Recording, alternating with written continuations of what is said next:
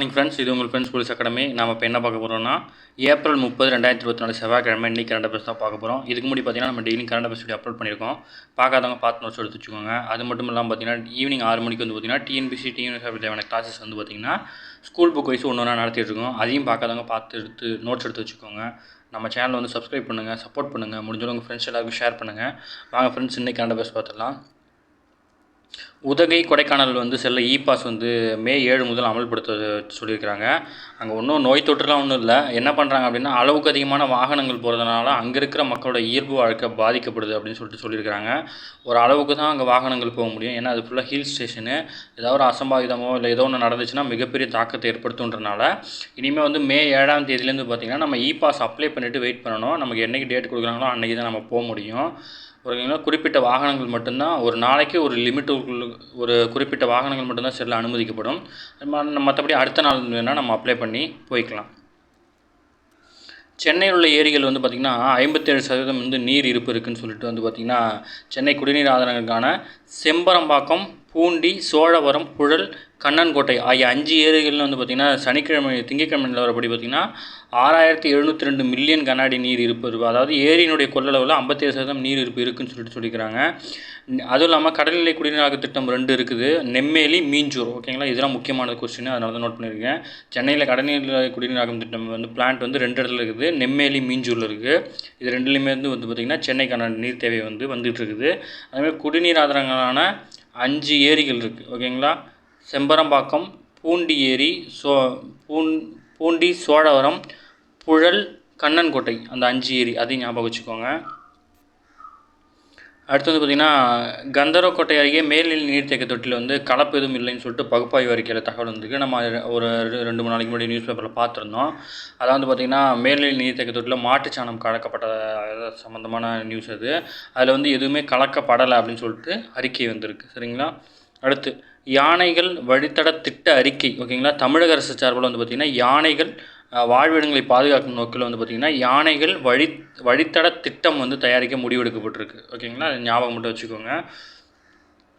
அடுத்து பறவை காய்ச்சல் வந்து H5N1 அந்த வைரஸ்னால் உண்டாகுது. ஓகேங்களா. இது நம்ம ரெகுலராக பார்க்குறோம். இது பற்றிலாம் கேள்வி கேட்டாங்கன்னா ஈஸியாக ஆன்சர் பண்ணிடணும்.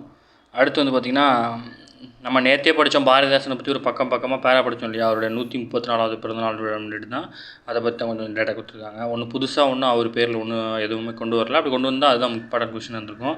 அடுத்து வந்து பார்த்திங்கன்னா கடந்த சில நாட்களுக்கு முன்பு அதிகபட்சமாக ஒடிசா மாநிலம் புவனேஸ்வரம், ஆந்திர மாநிலம் கடப்பா ஆகியில் வந்து பார்த்திங்கன்னா 111 டிகிரி செல்சியஸ் வந்து பதிவான நிலையில், அடுத்து அதிகபட்சமாக வந்து பார்த்திங்கன்னா சேலத்தில் 109 ஃபேரகேட்டும், ஈரோட்லேயும் 109 டிகிரி ஃபேரகேட்டும் வந்து பார்த்திங்கன்னா பதிவாயிருக்குது. ஓகேங்களா. நாட்டிலே அதிகபட்சம் இதுன்னு சொல்கிறாங்க. இப்போ கடந்த சில நாட்களாக கடந்த 1951ஆம் ஆண்டுக்கு பிறகு கடந்த ஞாயிற்றுக்கிழமை ஏப்ரல் 28ஆம் தேதி உதகையின் வெப்பநிலை வந்து 84.2 டிகிரி ஃபேரகேட் வந்து பதிவாயிருக்குது. ஓகேங்களா. நண்பகலில் மக்கள் தேவையின்றி வெளியே நடமாட வேண்டாம் என மாவட்ட ஆட்சியர் எச்சரிக்கிற அளவுக்கு வந்து பார்த்திங்கன்னா ஊட்டிலேயே அந்தளவுக்கு வெப்பம் உருவாயிருக்கு அப்படின்னு சொல்கிறாங்க. ஓகேங்களா.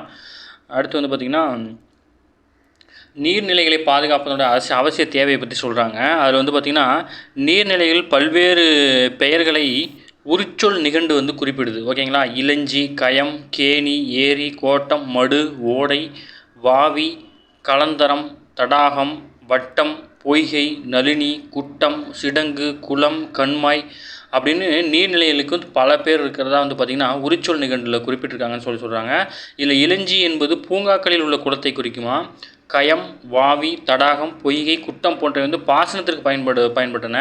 இயற்கையான பள்ளங்களில் நீர் தேங்கும் இடம் வந்து மடு, நீர் ஓடும் இடம், ஓடைகள், ஏந்தல் என்பது சிறிய ஏரிகளை குறிக்கும். கண்மாய் என்பது தென் தமிழ்நாட்டின் ஏரிக்கு வழங்கும் பெயராம். ஓகேங்களா. குடைவோலை முறையில் தேர்ந்தெடுத்த ஏரி வாரிய குழு பாசன பணிகளை கவனித்தது குறித்து பார்த்திங்கன்னா உத்திரமேரூர் கல்வெட்டில் குறிப்பிட்டிருக்காங்க. ஓகேங்களா. இதை தெரிஞ்சு வச்சுக்கோங்க. குடைவோலை முறையில் தேர்ந்தெடுக்கப்பட்ட ஏரி வாரிய குழு வந்து பாசன பணிகளை மேற்கொண்டாங்க அப்படின்னு சொல்லிட்டு உத்திரமேரூர் கல்வெட்டில் வந்து இருக்குது. அது மட்டும் இல்லாமல் பார்த்திங்கன்னா 1970 வந்து பொதுப்பணித்துறை புள்ளி விவரப்படி தமிழ்நாட்டில் 39,202 ஏரிகள் இருந்ததாக தகவல் இருக்குது. தற்போதுள்ள ஏரிகளில் பெரும்பான்மையை பார்த்திங்கன்னா 3ஆம் நூற்றாண்டு முதல் 8ஆம் நூற்றாண்டில் கட்டப்பட்டவையாக தான் இருக்குது. 1000 ஆண்டுகளுக்கு முன்பு உருவான பழைய ஏரியில் வந்து 116 ஏரி இருக்குதுன்னு சொல்லிட்டு தகவல் இருக்குது. சுமேரிய நாகரீக நீர்ப்பாசனம் பற்றி வரலாறு மிகவும் சுவையானது. சுமேரிய நாட்டு மன்னன் ஹம்முரபி வந்து பார்த்திங்கன்னா 1728 1686 ஓகேங்களா, இதெல்லாம் கிமு ஓகேங்களா. இவற்றிலிருந்து 3500களுக்கு முன்பே வந்து எழுத்து வடிவில் சட்டங்களை உருவாக்கி, இது நீங்கள் வந்து நம்ம இதில் படிச்சிருப்போம், சிந்து சமவெளி நாகரிகத்தில் ஹம்முரபியின் மாபெரும் சட்ட தொகுப்பு அப்படின்னு சொல்லிட்டு படிச்சிருப்போம். அதை பற்றி தான் சொல்கிறாங்க. சரிங்களா. தென்னிந்திய வேளாண்மைக்கு பெருந்தொண்டு புரிந்தவராக சார் ஆதர் காட்டன் வந்து பார்த்திங்கன்னா கல்லணை கட்டியவர்களின் தொழில்நுட்பத்திறனை பற்றி எழுதியிருப்பது குறிப்பிடத்தக்கது அப்படின்னு சொல்கிறாங்க. ஓகேங்களா. கல்லணை கட்டின அந்த தொழில்நுட்பத்தை பற்றி வந்து அவர் வர்ணித்து எழுதியிருக்கிறாரு. அடுத்து வந்து பார்த்திங்கன்னா பெண்கள் மற்றும் குழந்தைகள் மேம்பாட்டு அமைச்சகத்தின் ஆதாரங்களுடன் ஃபார்ச்சூன் இந்தியா என்னும் அமைப்பு நடத்த ஆய்வில் வந்து பெண்கள் தலைமையேற்றுள்ள நிறுவனங்களின் எண்ணிக்கை வந்து 1.6% மட்டும்தான் இருக்குது. ஓகேங்களா. மற்றபடி பெண்கள் வந்து அதிகாரத்தில் எப்படி இருக்கிறாங்கன்னு சொல்லிட்டு டேட்டா கொடுத்தாங்க. இதில் ஒன்றும் நமக்கு ஒன்றும் பெருசாக ஒன்றும் தேவையில்லை. ஓகேங்களா. இதில் வந்து முக்கியமானது என்ன அப்படின்னு பார்த்தீங்கன்னா 2024ஆம் ஆண்டில் வந்து 30% வந்து வேலைக்கு போகிற பெண்களுடைய முக்கியமான பதவியில் இருக்கிற பெண்களுடைய எண்ணிக்கை வந்து 30% இருக்குது அப்படின்னு சொல்லிட்டு சொல்லியிருக்கிறாங்க. சரிங்களா.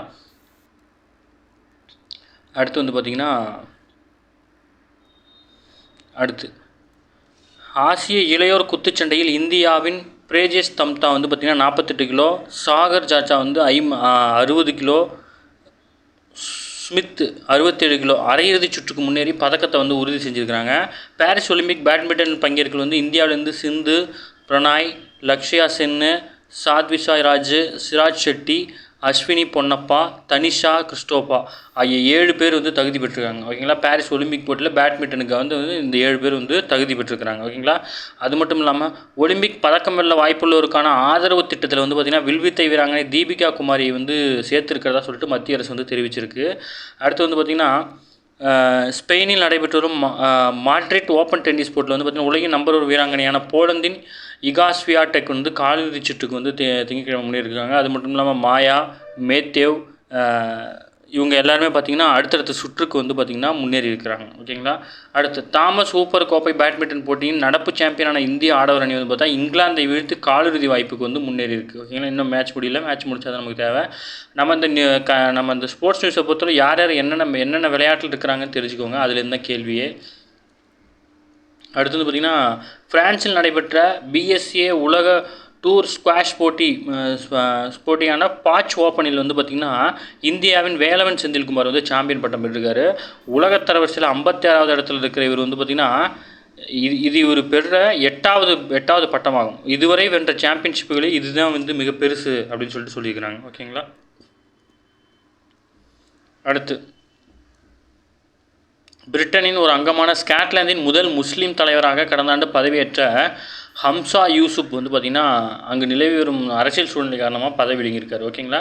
ஸ்காட்லாந்தில் முதல் முஸ்லீம் முதல்வர் இவர் வந்து ராஜினாமா பண்ணியிருக்காரு. பேர் ஞாபகம் வச்சுக்கோங்க. அடுத்து வந்து பார்த்திங்கன்னா இந்தியாவின் ஐஃபோன் உற்பத்தி வந்து பார்த்திங்கன்னா கடந்த ஆண்டு வந்து இரட்டிப்பாக அதிகரிச்சிருக்கு. ஓகேங்களா. 2022 2023ஆம் ஆண்டு வந்து பார்த்திங்கன்னா $627 கோடி இருந்த இதனோட மதிப்பு 2023-24ஆம் நிதியாண்டில் வந்து பார்த்திங்கன்னா 1210 கோடியாக வந்து உயர்ந்திருக்கு. அப்படியே இரட்டிப்பாக வந்து ஏற்றுமதி வந்து அதிகமாக இருக்குது, விற்பனையும் அதிகமாக இருக்குது அப்படின்னு சொல்கிறாங்க. ஓகேங்களா. அவ்வளோதான் ஃப்ரெண்ட்ஸ். இன்றைக்கி கரண்ட் அஃபேர்ஸ் தான். இன்றைக்கி நம்ம முக்கியமானதெல்லாம் பார்த்துட்டோம்.